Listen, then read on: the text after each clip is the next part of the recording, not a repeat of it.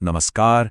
चलिए आज एक ऐसे अनोखे मंदिर की दुनिया में चलते हैं जहां देवी को मासिक धर्म होता है, जहां माना जाता है कि धरती माँ खुद रजस्वला होती हैं। जी हां, ये कहानी है कामाख्या मंदिर की।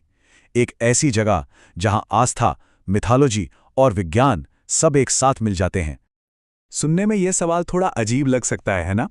पर असम के कामाख्या मंदिर में ये सिर्फ कोई सवाल नहीं है, ये एक जीती जागती आस्था है। एक ऐसा विश्वास जिसके इर्द गिर्द एक बहुत बड़ा त्योहार मनाया जाता है। और उस त्योहार का नाम है अम्बुबाची मेला।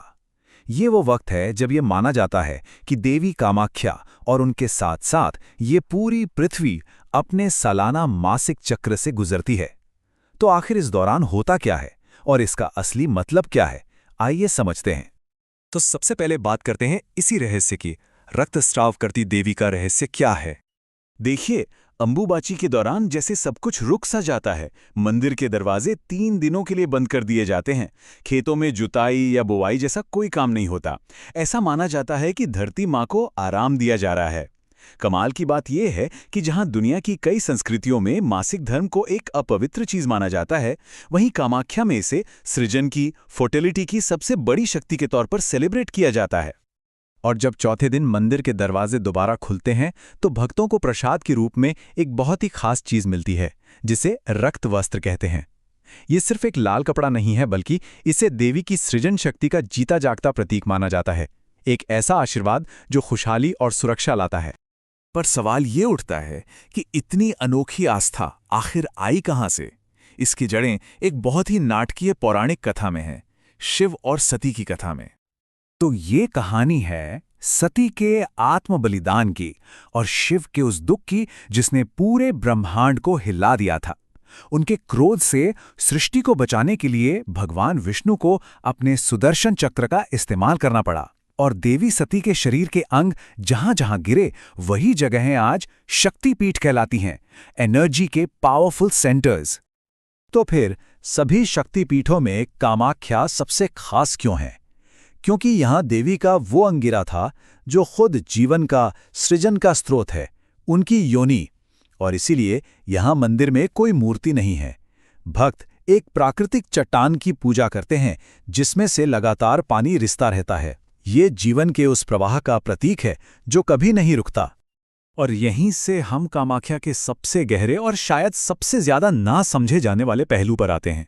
ये एक ऐसी जगह है जहां काम यानी इच्छा को पवित्र माना जाता है। ये तांत्रिक दर्शन का एकदम कोर आइडिया है। यहां ये सिखाया जाता है कि इच्छाओं को दबाने से वो खत्म नहीं होती, बल्कि और बिगड़ जाती हैं। इसके बजाय उन्हें समझकर, उन्हें सम्मान देकर एक आध्यात्मिक ऊर्जा में बदला जा सकता है। और पता है, सिर्फ मंदिर ही नहीं, इस पूरे इलाके का नाम भी इसी फिलॉसफी से जुड़ा है। कहते हैं कि जब शिव ने कामदेव को भस्म कर दिया था तो यहीं पर देवी की कृपा से उन्हें अपना रूप वापस मिला था। इसीलिए ये भूमि कामरूप कहलाई, वो जगह जहां इच्छा को उसका स्वरूप वापस मिला।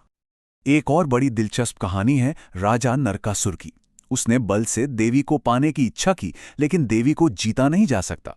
उन्होंने एक ऐसी शर्त रख दी जो पूरी ही नहीं हो सकती थी। आज भी वो अधूरी सीढ़ियां इस बात की गवाह हैं कि दैवीय शक्ति को कोई अपनी मुट्ठी में कैद नहीं कर सकता। अब ये सारी बातें, इच्छा को पवित्र मानना, देवी की ये आज़ादी, ये सब हमें तंत्र साधना और 10 महाविद्याओं की दुनिया में ले जाती हैं। कामाख्या इसका सबसे बड़ा केंद्र माना जाता है। कामाख्या में जिंदगी के हर पहलू की पूजा होती है। एक तरफ देवी के उग्र रूप के लिए पशु बलि दी जाती है, जिसे उस जीव की मुक्ति का रास्ता माना जाता है। तो वहीं दूसरी तरफ कुमारी पूजा होती है, जिसमें छोटी छोटी बच्चियों को देवी का सौम्य रूप मानकर पूजा जाता है। मतलब यहां जीवन और मृत्यु दोनों का सम्मान है। अच्छा, एक बहुत बड़ी गलतफहमी है कामाख्या और पास के मायोंग गांव को लेकर। लोगों को लगता है कि ये काला जादू करने की जगह है, पर सच तो इसके बिल्कुल उलट है। लोग यहां बुरी नजर और नेगेटिव एनर्जी से छुटकारा पाने आते हैं। ये एक तरह का आध्यात्मिक हीलिंग सेंटर है। और एक और बात जो कामाख्या को सबसे खास बनाती है वो ये कि ये उन गिनी चुनी जगहों में से है जहां सभी 10 महाविद्याएं एक साथ मौजूद हैं। ये देवियां सिर्फ अलग अलग रूप नहीं, बल्कि ब्रह्मांड के पूरे ज्ञान का प्रतीक हैं, विनाश से लेकर सृजन तक और बंधन से लेकर मोक्ष तक। तो चलिए अब घूमकर वापस उसी सवाल पर आते हैं जहां से हमने ये सफर शुरू किया था, उस लाल नदी के रहस्य पर। आखिर ब्रह्मपुत्र नदी का पानी लाल क्यों हो जाता है? क्या यह सिर्फ एक चमत्कार है या इसके पीछे कोई विज्ञान भी है?